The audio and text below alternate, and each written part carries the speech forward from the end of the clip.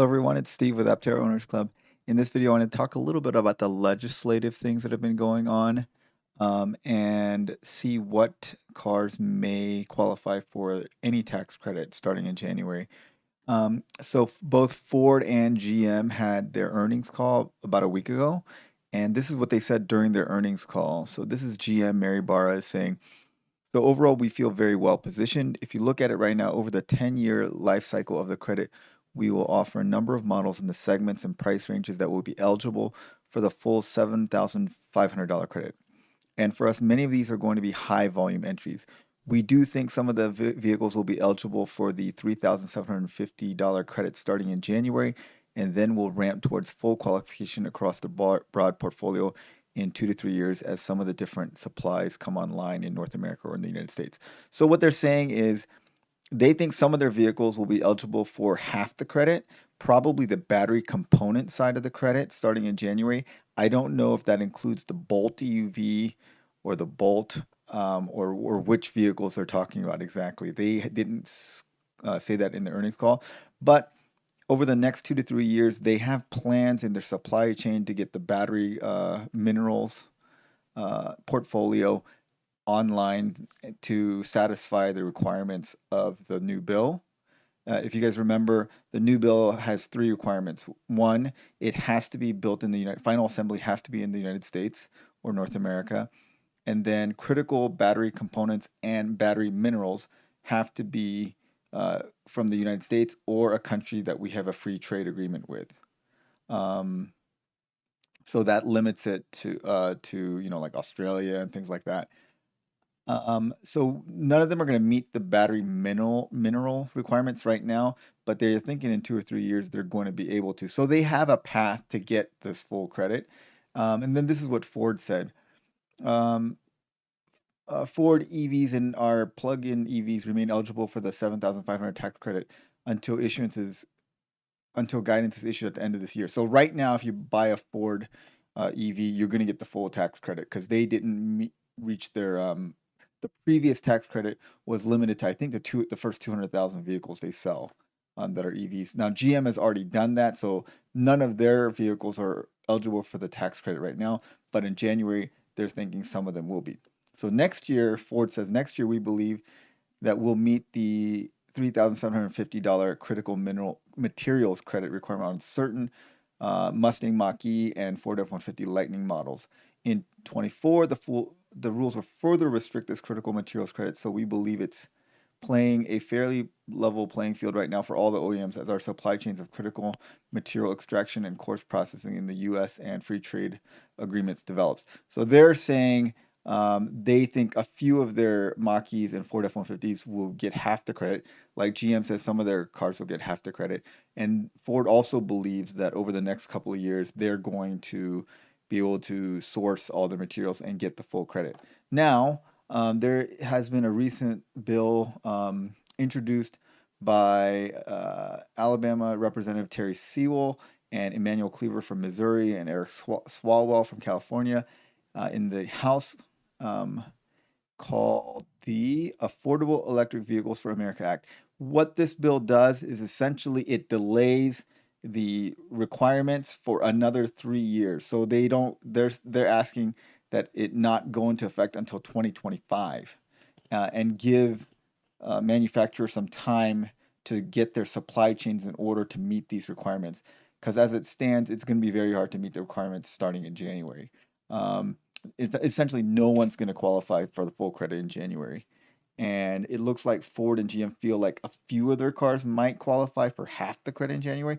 Anyway, this new bill, which was introduced by these representatives. And then also on the Senate side, Raphael Warnock from Georgia introduced it, same bill. And basically, if you read the text of the bill, it just is delaying everything by about 2 years to give all the manufacturers some time to set up their supply chains.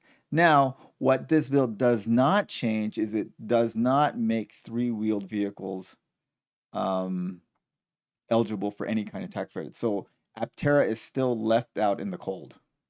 We Aptera will not qualify for any tax credit as this bill is written. So if you happen to live in Georgia, where Senator Warnock is currently the senator, um, or if you are in the district for any of these representatives, it might be worthwhile to reach out to them and see if they can amend the bill to allow three-wheeled vehicles to qualify. Now, I think it's still a long shot because if you look at the current midterms they were done, it looks like it's fairly likely that Republicans will take control of the House, and the Senate is kind of a toss-up. If there's Republican control of either of the houses of Congress, it's very unlikely that any bill that gives credits to EVs will pass.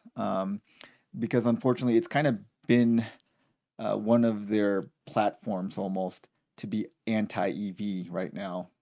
I think that will change over time, but currently, as it stands, I think as a Republican lawmaker, it's pretty hard to support any kind of pro-EV bill in the current political climate. Um, so if they're going to make this bill pass, they have to pass it before January 3rd, which seems like a uh, pretty rough road. I kind of doubt that this thing will pass. But if it were to pass, it'd be really good if they could get the three-wheeled ex- the part that excludes three-wheeled vehicles out of there, and specifically state that three-wheeled vehicles also uh, can can qualify for the credit. Because if you look at this, like this Equinox will be $30,000 on their base model for a 250-mile range, five-passenger vehicle. With a $7,500 credit, that makes it $23,000. So you can get this for $23,000. It's going to be a fairly hard sell, except for the people that are really on board with Aptera's message of efficiency and solar power. If you're really into that and you're willing to pay more to get that, that makes sense because the base model Aptera is going to be $26,000. This thing could be potentially $23,000 if you're just out to get a inexpensive electric vehicle that's a good value. It's really hard to say that Aptera is a more versatile vehicle than this at a higher price. This is a five-passenger car. Aptera is a two-passenger car.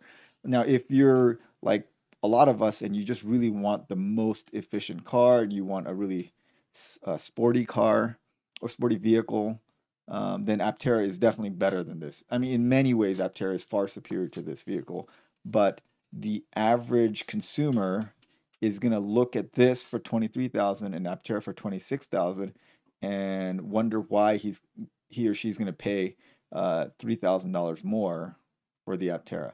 So without the tax credit, um, I think it's going to be a tough sell for a lot of consumers. Okay, so that's the current state. There is this law that might pass, which would make a lot of vehicles qualify. I think from Aptera standpoint, it kind of would be good if this didn't pass. The best thing for Aptera is if you could get this thing to pass, but add that three-wheeled vehicles qualify for it. That would be like the best case scenario because now you're looking at buying an Aptera for like $19,000, which would be a complete steal, and I think it would sell like hotcakes at that point. Um, but if this passes and then you have vehicles like this that are undercutting the Apteran price because this bill passes, then I think it's going to be a tough sell for the vast majority of consumers. All right. Well, tell me what you guys think about the whether or not you think that consumers would go for this over an Aptera if their price was relatively the same. And if you live in one of the districts of these representatives or in Georgia, I would recommend reaching out to them and seeing if they can get the three-wheeled vehicle to qualify for the tax credit, because that would be the absolute best case scenario. All right, well, thanks for watching, guys. Thanks as always to our supporting members. Really appreciate their support and have a great day.